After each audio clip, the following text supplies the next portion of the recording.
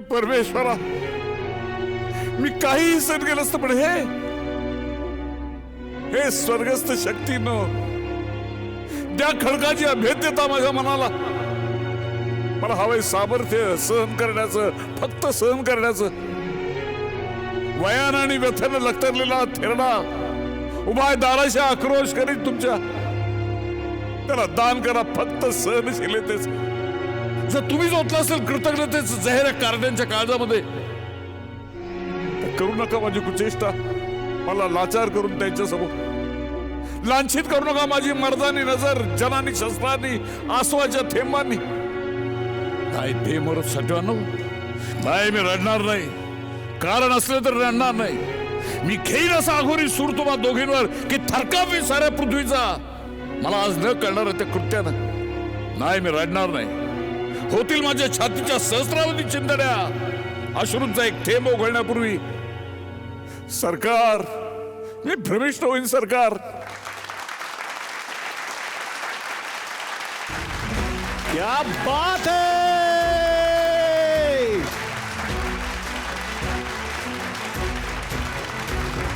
वा वा! मराठी नाटक म्हणू नका, Marathi cinema, Marathi television, Hindi cinema या सगळ्या माध्यमातला एक खूप मोठा सुपरस्टार नटसम्राट.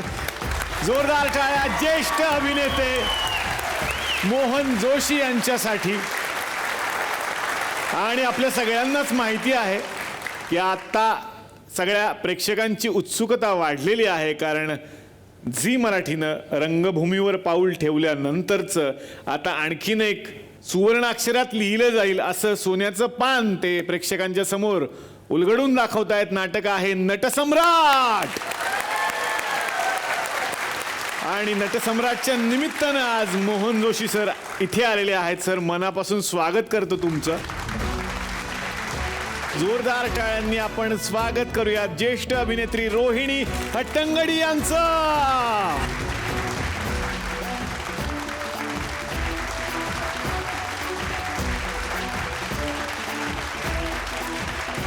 क्या बात है! जोरदार टाळ्यांनी आपण स्वागत करूयात या नाटकाचे दिग्दर्शक ऋषिकेश जोशी यांचं. सर, स्वागत. वा वा. यानंतर स्वागत करूयात अभिनेत्री भक्ती देसाईचं. जोरदार टाळ्या. मनापासून स्वागत तुझं. यानंतर आमंत्रित करूयात या नाटकाची वेशभूषा ज्यांनी केलेली आहे अभिनेत्री मृणाल देशपांडे. जोरदार टाळ्या.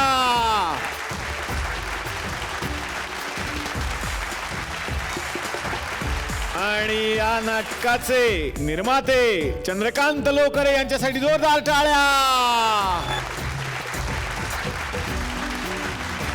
सगळ्या पाहुण्यांचं मनापासून स्वागत करतो आणि विनंती करणार आहे कृपया तुम्ही आमच्या बरोबर स्थानापन्न व्हा. जोरदार टाळ्या.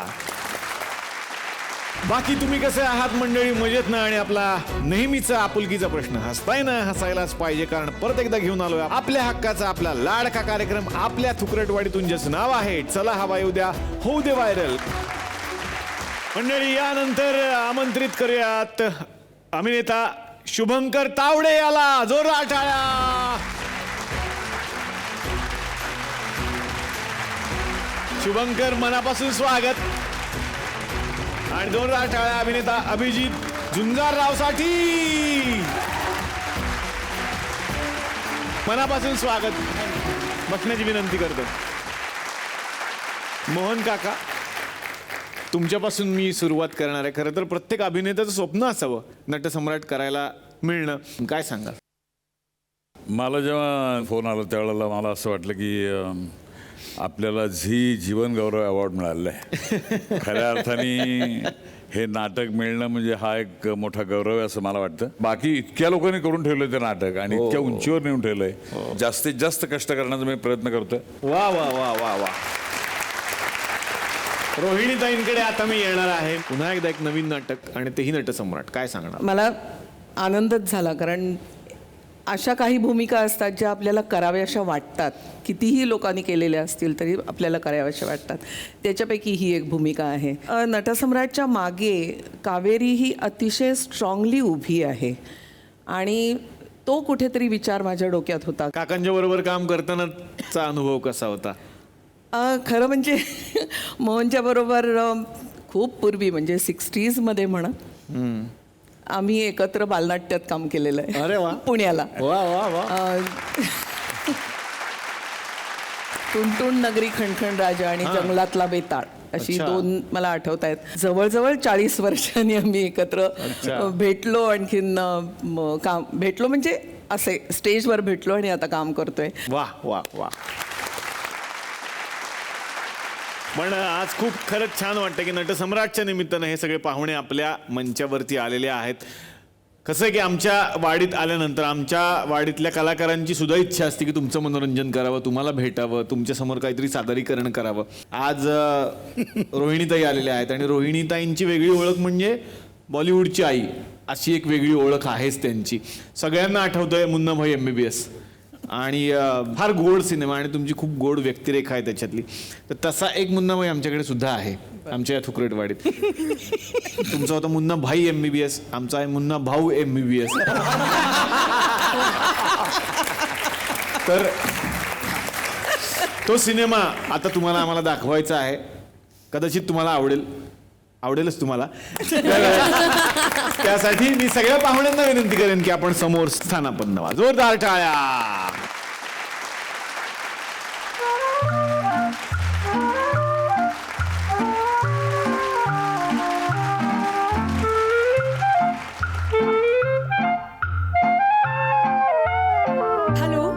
Hello police station. Hello. Sir माझा मुलगा सकाळी खेळायला म्हणून घराबाहेर पडला आणि तो घरी परतच आला नाही. मला असं वाटतंय त्याला कोणीतरी किडनॅप केलं. मला खूप भीती वाटतेय. तुम्हाला कोणावर संशय? हो. कोण? मुन्ना भाऊ.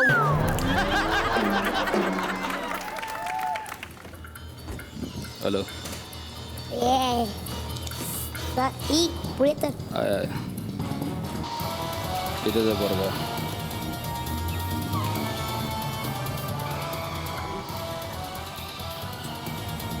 पुढे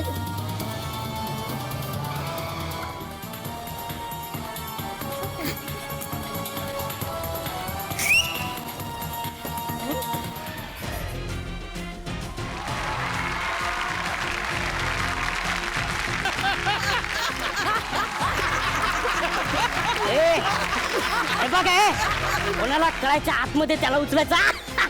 हा पण बा एक प्रॉब्लेम आहे. काय? पोलिसांना कळालं तर?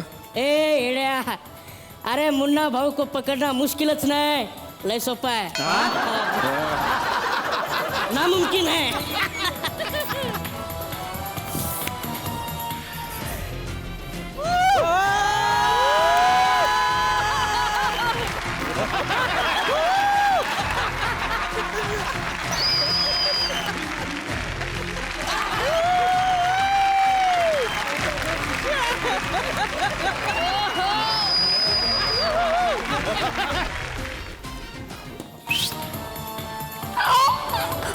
काय करता तुम्ही?